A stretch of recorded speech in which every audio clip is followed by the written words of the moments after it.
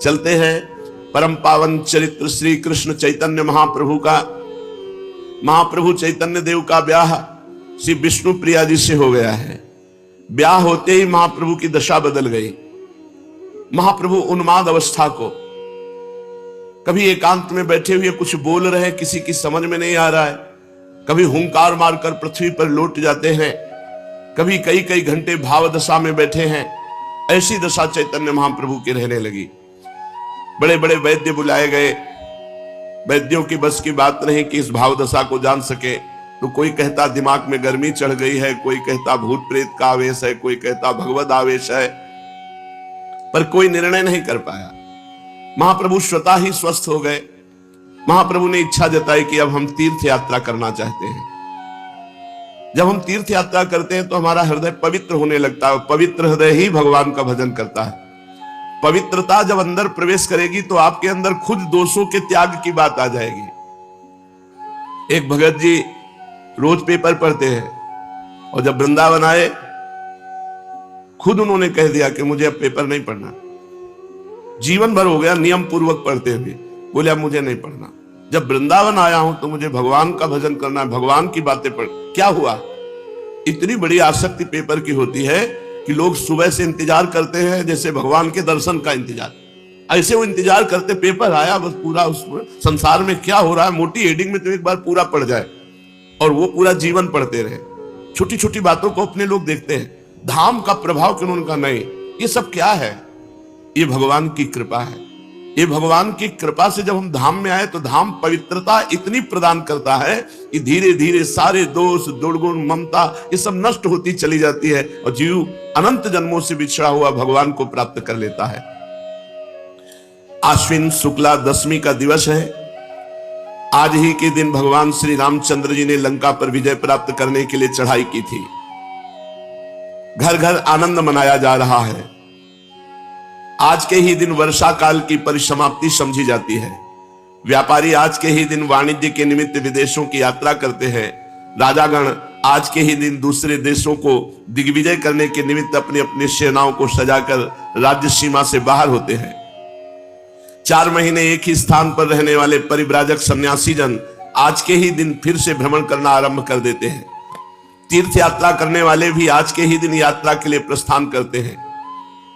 अब की नवद्वीप में बहुत से यात्रा गया धाम की करने जा रहे थे, तो गौरांग महाप्रभु के मौसा पंडित चंद्रशेखर भी गया धाम को जाना चाहते थे।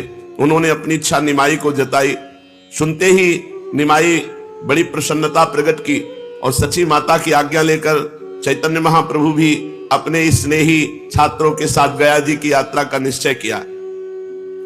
सब सामान जुटाकर अन्य लोगों को साथ लेकर ये गया धाम के लिए चल पड़े। इस प्रकार ये अपने सभी साथियों के साथ आनंद मनाते और प्रेम में श्री कृष्ण कीर्तन करते हुए मंदार नामक स्थान पर पहुंचे। इन स्थान में पहुंचकर इन्हें बड़े जोर से बुखार आ गया। इनके साथी इनकी ऐसी दशा देखकर बहुत अधिक चिंतित हुए, भांति भांति के उपचार करने लगे, किंतु इन्हें किसी प्रकार भी लाभ नहीं हुआ। अंत में इन्होंने अपनी औषधि अपने आप ही बताई। इन्होंने कहा मेरी व्याधि इन प्राकृतिक औषधियों से नहीं जाएगी, यह रोग तो असाध्य है। एकमात्र इसकी औषधि है भगवान की कृपा। भगवान की प्रसन्नता से ही यह रोग जाएगा। यदि भजन करने वाले वैष्णवों की पूजा की जाए तो भगवान की कृपा प्राप्त हो जाती है। जो ब्रह्म ऋषि जन है, जो वैष्णव जन है, यदि इनकी चरण सेवा हो तो भगवान प्रसन्न हो जाते हो। भगवान प्रसन्न हो जाए तो सब रोग दोष मिट जाते हैं। भगवान ने स्वयं कहा है कि अग्नि और ब्राह्मण ये मेरे 2 मुख हैं। नाहम तथाग्नि यजमान वीर विताने अच्युतो घृतप लुत मदन दुतभुंक्त मुखेन।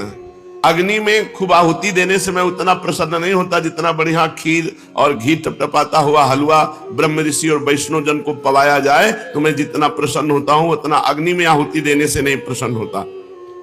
तो चैतन्य महाप्रभु ने कहा कि अगर यहाँ के वैष्णव और ब्राह्मणों की पूजा की जाए, उनकी चरण रज हमारे शरीर पर लगाई जाए तो हमारा रोग दूर हो जाए। महापुरुष वही आचरण करवाते हैं जिनसे जगत का मंगल होता है। एक विद्यार्थी ने प्रश्न किया, गुरुजी जो ब्राह्मण नहीं है, केवल ब्रह्म बंधु है, अर्थात केवल ब्राह्मण कुल में जन्मा है और ब्राह्मणों के आचरण नहीं करता, संध्या गायत्री शास्त्र से क्योंकि मर्यादा के अनुसार वो ब्राह्मणत्व तो नहीं धारण करता, तो क्या उनका भी इतना ही आदर है जितना आप कहते हैं कि वैष्णव और ब्राह्मणों की चरण रज मिल जाए तो हमारा शरीर निरोग हो जाए? हम तो समझते हैं जो ब्राह्मण कुल में जन्मे हैं और ब्राह्मणों का आचरण नहीं करते तो वो काठ के हाथी है, उनमें ब्राह्मणत्व ही नहीं है। जैसे काठ के हाथी से हाथी पने का कोई काम नहीं चलने का, उसी प्रकार जो धर्म कर्महीन ब्राह्मण है वो नाम मात्र का ब्राह्मण है, वो आदर का पात्र नहीं हो सकता।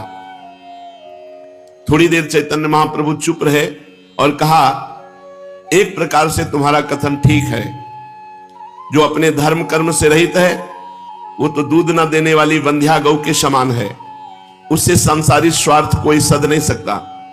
फिर भी जो काम हम भाव से करते हैं उसमें लाभ मिलता है। जैसे वो कर्म धर्म नहीं जानता, लेकिन हम भाव से पूज रहे हैं कि ब्राह्मण ये वैष्णव है, तो हमको हमारे पूजन का लाभ मिलेगा क्योंकि हमने उस पर भाव किया। वो धर्म कर्महीन है तो वो भोगेगा, हमने भाव किया तो हमारा मंगल हो जाएगा।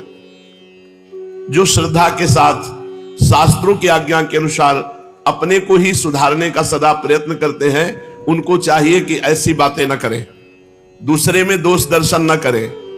संसार में कोई ऐसा नहीं जिसमें गुण दोष ना हो। जड़ चेतन गुण दोष में विश्व कीन करतार, संत हंस गुण गाहे पे परिहरिवार विकार। सब गुण दोष में संसार है। क्या करे? जैसे दूध और पानी मिला के रख दे तो हंस दूध पी लेगा, पानी छोड़ देगा। ऐसे ही जो संत स्वभाव के लोग हैं वो दूसरों के गुण ग्रहण करते हैं, दोष दर्शन नहीं। इसलिए अपनी बुद्धि को संकुचित बनाकर, जैसे हम गाय दूध दे या न दे, हम उसकी सेवा करते हैं गौ माता मानकर, ऐसे ही ब्राह्मण अपने कर्म से भ्रष्ट है वो जाने, हम उसे ब्राह्मण मानकर सम्मान करते हैं, हम उसे वैष्णव मानकर सम्मान करते हैं। वो जो करेगा वो खुद भोगेगा, हम जो भाव कर रहे हैं उसमें हमारा मंगल हो जाएगा।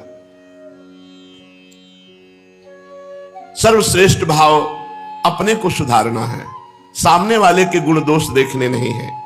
उत्तम बातें सुनो तात मायाकृत गुण और दोष अनेक, गुण या उभय न देखी देखी स्वविवेक। किसी के गुण दोष न देखे, सब में भगवान को देख करके उपासना करे तो मंगल हो जाए। देखो भगवान ने स्वयं ब्राह्मणों का कितना आदर किया। भृगु जी महाराज भगवान की छाती में जाके लात मारा, ब्रह्म ऋषि हैं, तो भगवान गुस्सा नहीं हुए, भृगु जी के चरण पकड़ लिए और दबाने लगे और बोले, अतीव कोमलौ तात चरणौ ते महामुने। हे महामुनि, आपके चरण तो बहुत कोमल है, हमारी छाती तो बहुत कठोर, कहीं आपके चरणों में चोट तो नहीं लग गई? तो विचार करो, भगवान वहां साप भी दे सकते थे कि हमने तुम्हारा क्या बिगाड़ा, आकर छाती में लात मार दिया, लेकिन नहीं, वो ब्रह्म ऋषि हैं। अगर उन्होंने छाती में लात मारा तो भगवान ने हर अवतार तक में वो चरण चिन्ह धारण किया, भृगु चरण चिन्ह। हम भगवान के अंश हैं तो हमको यही चाहिए। अगर हमारे साथ कोई बुरा करे तो हम उसके साथ भला करें, बुरा न करें। करत जे अनसहन निंदक तिन्हु पे अनुग्रह कियो। ये बहुत ऊंचे साधक के भाव हैं, जो संसारी मान प्रतिष्ठा तथा धन विषय भोगों की इच्छा को सर्वथा त्याग कर एकमात्र भगवान की कृपा को ही अपने जीवन का चरम लक्ष्य समझकर सभी कार्यों को करते हैं, वही ये धारण कर सकते हैं, अन्यथा नहीं। जो पुरुष वासुदेव बुद्धि रखकर सामने से वैष्णव या ब्राह्मण गाली दे रहा है, हम उसमें भगवान की बुद्धि करें। अपने मुख से हम उसको कठोर वचन ना बोले, वो हमको कठोर वचन बोल रहा है। यदि ऐसा व्यवहार किया तो भगवान को आप प्रसन्न कर लेंगे, और अगर उल्टा व्यवहार किया तो फिर भगवान को प्रसन्न करना है तो वैष्णव जन के सामने झुक के रहो। वो गाली दे तो सुन लो, तुम्हारे पाप नष्ट हो जाएंगे, तुम्हारा मंगल हो जाएगा, ऐसा चैतन्य महाप्रभु कह रहे हैं, ऐसा शास्त्रों में भी लिखा है। तो इनकी आज्ञा पाकर 2-3 विद्यार्थी गए और शुद्ध वैष्णव जनों और ब्राह्मण जनों की चरण रज लाए, चरणोदक लाए। इन्होंने चरणोदक पिया और चरण रज लगाई, सोई बुखार खत्म। चरणोदक पीते ही अच्छे हो गए और सभी विद्यार्थी और सब लोगों से कहा, देखा ब्राह्मणों की चरण रज और चरणामृत में कितना प्रभाव है कि हमारा इतना पीड़ा देने वाला ज्वर बुखार एक बार चरणामृत पीने से चला गया। और जो भगवान का या भक्तों का रोज चरणामृत पीते हैं बड़े भाग्यशाली हैं। अकाल मृत्यु हरणम सर्वव्याधि विनाशनम श्री कृष्ण पादोदकम पीत्वा पुनर्जन्म न विद्यते। जो भगवान का चरणामृत या भक्त का चरणामृत पीते हैं उनकी कभी अकाल मृत्यु नहीं हो सकती, और बड़े से बड़ा रोग शरीर पर होने पर भी पीड़ा नहीं दे सकता, और अंत में भगवान की प्राप्ति होगी। ये चरणामृत पीने का महत्व है। वृंदावन में बिहारी जी, राधा वल्लभ जी ठाकुर विराजमान, इनका चरणामृत मिलता है। किसी पात्र में चरणामृत ले आवे, 2 बूंद रोज पान करे। अकाल मृत्यु हरणम सर्वव्याधि विनाशनम श्री कृष्ण पादोदकम पीत्वा पुनर्जन्म न विद्यते। उसका पुनर्जन्म नहीं होगा जो रोज चरणामृत पीता है। अब अपने साथियों के साथ चैतन्य महाप्रभु आगे बढ़ने लगे। पुनपुना तीर्थ ये गया धाम में है। वहां पहुंचकर सब लोगों ने पुनपुन नाम की नदी में स्नान किया और सभी ने अपने अपने पितरों का श्राद्धादि कार्य कराया। इसके अनंतर सभी श्री गया धाम में पहुंच गए। ब्रह्म कुंड में स्नान किया। देव पितृ श्राद्धादि करके चैतन्य महाप्रभु अपने साथियों के सहित चक्रवेड़ा के भीतर विष्णु पाद पद्मों के दर्शनों के निमित्त गए। ब्राह्मणों ने पाद पद्मों पर माला पुष्प चढ़ाने को कहा। ये अपने विद्यार्थियों के द्वारा गंध पुष्प धूप दीप माला आदि सभी पूजन की बहुत सी सामग्री साथ लिवाते गए थे। गया धाम के तीर्थ पंडा जोरों से पाद पद्मों का प्रभाव वर्णन कर रहे थे। वे उच्च स्वर से कह रहे थे, इन्हीं पाद पद्मों के धोवन से जगत पावनी मुनि मनहारिणी भगवती भागीरथी गंगा उत्पन्न हुई है। इन्हीं चरणों का लक्ष्मी जी बड़ी ही श्रद्धा के साथ निरंतर सेवन करती रहती है। इन्हीं चरणों का ध्यान योगी जन अपने हृदय काल में कमल में निरंतर करते रहते हैं। इन्हीं चरणों को प्रभु ने गयासुर के मस्तक पर रखकर उसे सद्गति प्रदान की थी। असंख्य लोगों की भीड़, हजारों आदमी पाद पद्मों के दर्शन कर रहे थे और बीच बीच में जय हो के घोष हो रहे थे। पंडा लोग उनसे भेंट चढ़ाने का आग्रह कर रहे थे। बार बार पाद पद्मों का पुण्य महात्म सुनाया जा रहा था। पाद पद्मों का महात्म सुनते ही चैतन्य महाप्रभु आत्म विस्मृत हो गए। उन्हें शरीर का होश नहीं रहा। महाप्रभु के भावावेश आ गया। शरीर थर-थर कांपने लगा। अरुण ओष्ठ कोमल पल्लव की भांति हिलने लगे। आंखों से अश्रुधारा बहने लगी। उनके चेहरे से भारी तेज प्रकाशित हो रहा था। वे एकटक भगवान विष्णु के चरण कमल की ओर निहार रहे थे और वहां कौन है, क्या कर रहा है, ये सब कुछ नहीं, भूल गए। किसने स्पर्श किया, कौन पकड़े हुए, इन सब बातों का पता नहीं। वे संज्ञा शून्य से होकर कांप रहे हैं। उनका शरीर उनके वश में नहीं। वे मूर्छित होकर गिरने वाले ही थे कि इसी बीच में एक सभा को चीरते हुए तेजस्वी सन्यासी आए और उनको पकड़ लिया, गिरने से बचा लिया। फिर उनके साथियों ने संभाला, भीड़ से हटाकर बाहर ले गए। बाहर पहुंचकर कुछ कुछ होश आया। वे निद्रा से उठे हुए मनुष्य की भांति चारों ओर आंख उठा उठा कर देखने लगे। सहसा उनकी दृष्टि एक तेजस्वी सन्यासी पर पड़ी जो गिरते हुए से पहले उन्होंने संभाला था। उन्हें देखकर चौंक उठे। उनके आनंद का वारा पार नहीं रहा। इन्होंने दौड़ करके सन्यासी जी के चरण कमल पकड़ लिए। अपनी आंखों से अश्रु विमोचन करते हुए सन्यासी ने इन्हें उठाकर गले से लगा लिया। इनके स्पर्श मात्र से सन्यासी महाशय बेहोश हो गए। दोनों ही शरीर सुधि से परे महापुरुष, दोनों को ही शरीर का होश नहीं, दोनों ही प्रेम में विभोर होकर अश्रु विमोचन कर रहे थे। यात्री इन दोनों के ऐसे अलौकिक प्रेम को देखकर आनंद सागर में गोते खाने लगे। बहुत से लोग एकत्रित हो गए। चारों ओर से लोगों की भीड़ लग गई। कुछ काल में सन्यासी जी को कुछ कुछ चेतना हुई। उन्होंने बड़े ही प्रेम से इनका हाथ पकड़कर एक ओर बिठाया और अत्यंत प्रेम पूर्ण वाणी से कहने लगे, निमाई पंडित, आज मेरा भाग्योदय हुआ जो सहसा तुम्हारा दर्शन हो गया। नवद्वीप में ही मेरा हृदय तुम्हारी ओर स्वाभाविक ही खिंचा सा जाता था। मुझसे लोग कहते निमाई पंडित कोरे पोथी के ही पंडित हैं, बड़े चंचल हैं, देवता तथा वैष्णवों की खिल्लियां उड़ाते हैं। आप उन्हें अपना श्री कृष्ण लीलामृत सुनाकर क्या लाभ उठावेंगे? कोई कोई तो यहां तक कहता अजी ये पूरे नास्तिक है, वैष्णवों को छेड़ने में इन्हें मजा आता है। मैं उन सबकी बातें सुनता और चुप हो जाता। मेरा अंतःकरण इन बातों को कभी स्वीकार ही नहीं करता था। ये ईश्वरपुरी जी महाराज, मैं बार बार यही सोचता था, निमाई पंडित जैसे सरस सरल सहृदय और भावुक पुरुष भक्तिहीन कभी नहीं हो सकते। इनके मुख का तेज ही इनकी भावी शक्ति का परिचय दे रहा है। आज आपके भाव दर्शन के रूप को देखकर आनंद की सीमा नहीं रही। मैं कृतकृत्य हो गया। भगवत दर्शन से जो आनंद मिलता है उसी आनंद का मैं अनुभव कर रहा हूं। मैं अपने आनंद को प्रकट करने में असमर्थ हूं। इतना कहते कहते सन्यासी महाशय का गला भर आया। आगे वे कुछ और भी कहना चाहते थे किंतु कह नहीं सके। उनके नेत्रों में से अश्रुधारा भी पूर्ववत बह रही थी। सन्यासी महाराज की बातें सुनते सुनते इन्हें कुछ चेतना हो गई थी, इसलिए रुधे हुए कंठ से कुछ अस्पष्ट स्वर में इन्होंने कहा, प्रभु आज मैं कृतार्थ हुआ, मेरी गया यात्रा सफल हुई, मेरी असंख्यों पीढ़ियों का उद्धार हो गया। जो यहां आने पर आपके दर्शन का सौभाग्य प्राप्त हुआ।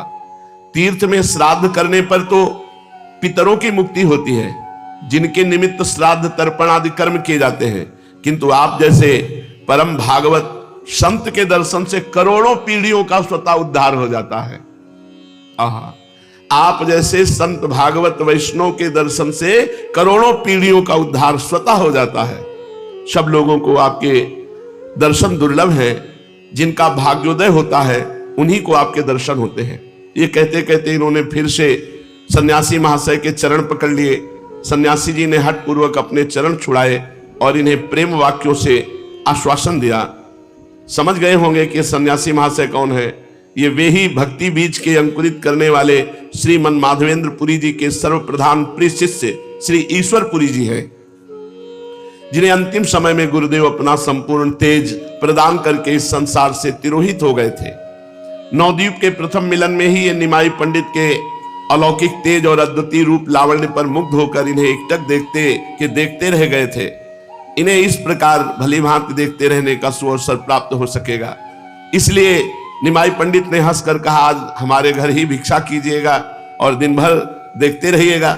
उनकी प्रार्थना पर ये सन्यासी जी उनके घर भिक्षा करने गए थे और कुछ काल तक अपने स्वसंपादित ग्रंथ श्री कृष्ण लीलामृत को भी उन्हें सुनाते रहे। तभी से पूरी महाशय के हृदय पटल पर इनकी प्रेममयी मनोहर मूर्ति खिंच गई थी। आज सहसा भेंट हो जाने पर दोनों ही आनंद में डूब गए और आनंद के उद्योग में उपर्युक्त बातें हुई। पूरी महाशय की आज्ञा लेकर निमाई पंडित अपने स्थान के लिए विदा हुए। जहां रुके हुए थे वहां पहुंचकर इन्होंने साथियों को संग लेकर गया के सभी मुख्य मुख्य तीर्थों के दर्शन किए और वहां जाकर यथाविधि शास्त्रीय रीति के अनुसार श्राद्ध और पिंडदान आदि करके पितृ कर्म किए। अंत में भगवती फल्गु नदी में जाकर इन्होंने पितरों के लिए बालुका के पिंड दिए। फल्गु का प्रवाह गुप्त है, उसका जल नीचे ही नीचे बहता है, ऊपर से बालू ढकी रहती है। बालू को हटाकर जल निकाला जाता है और यात्री उससे स्नान संध्या आदि कृत्य करते हैं। प्रेत गया, राम गया, युधिष्ठिर गया, भीम गया, शिव गया आदि 16 गया में निमाई पंडित ने अपने साथियों के साथ जा जाकर पितरों के पिंड और श्राद्धादि कर्म किए। सब स्थानों में दर्शन तथा श्राद्ध करके ये अपने ठहरने के स्थान पर लौट आए। संसार में उन्हीं मनुष्यों का जीवन धारण करना सार्थक कहा जाता है जिनके हृदय पटल पर हर समय मुरली मनोहर मुकुंद की मंजुल मूर्ति नृत्य करती रहती हो, जिनके कान भगवान के मनोहर मुरली का भगवान की लीला कथा को श्रवण करते रहते हो, उनके कान धन्य हैं। जिनके नेत्र भगवान का दर्शन संत दर्शन करते हैं, उनके नेत्र धन्य हैं।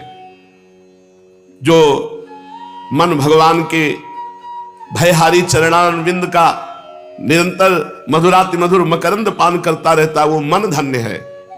और जो तन भगवान की सेवा में, भगवान के धाम में, भगवान के लिए है, वो तन धन्य है। संपूर्ण संसार को अपनी पदरज से वो पावन बना देता है जो हर समय भगवान का भजन करता रहता है, जो हर समय भगवान का नाम जप करता है। उसकी वाणी में सामर्थ्य होती है, जो बोल दे तो जीवों का कल्याण हो जाए, वो देख ले तो जीवों का कल्याण हो जाए। सतरति सतरति सा लोकान तारयति, वो स्वयं तर जाता है, स्वयं तर जाता है, लोकों को तार देता है। निमाई पंडित की हृदय कंदरा में से जो त्रैलोक के पावन प्रेम से स्रोत उमड़ने वाला था, जिसका सूत्रपात चिरकाल से हो रहा था, अद्वैताचार्य आदि भक्तगण जिसकी लालसा लगाए वर्षों से प्रतीक्षा कर रहे थे, उस स्रोत का पृथ्वी पर परिस्फुट होने का सुहावना समय अब सन्निकट आ पहुंचा। जगत विख्यात गया धाम को ही उसके प्रकट करने का अखंड यश प्राप्त हो सका। यही पावन पृथ्वी इसका कारण बन सकी। आहा वसुंधरा पुण्यवती च तेनो, सचमुच वो वसुंधरा बड़ी भागनी है जिसके संसर्ग में किसी महापुरुष की लोक विख्यात घटना के साथ हो सके। वही संसार में पावन तीर्थ के नाम से विख्यात हो जाता है।